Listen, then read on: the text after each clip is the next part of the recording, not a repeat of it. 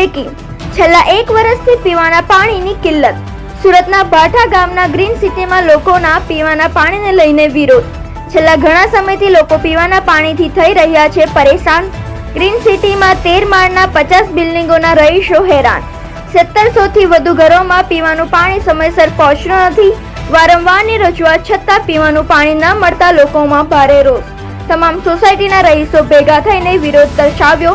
પાણીનું ટેન્કર મંગાવી પાણીની કિલ્લત દૂર કરી રહ્યા છે. સોસાયટીમાં મોટી સંખ્યામાં રહીશો અને મહિલાઓ એકત્રિત સૂત્રોચ્ચાર કર્યા. એસએમસીને વિરુદ્ધ સૂત્રોચ્ચાર કર્યા. પાણી આપોના નારા લગાવાયા. આપ જોઈ રહ્યા છો સોમવાર time news channel bureau report Surat.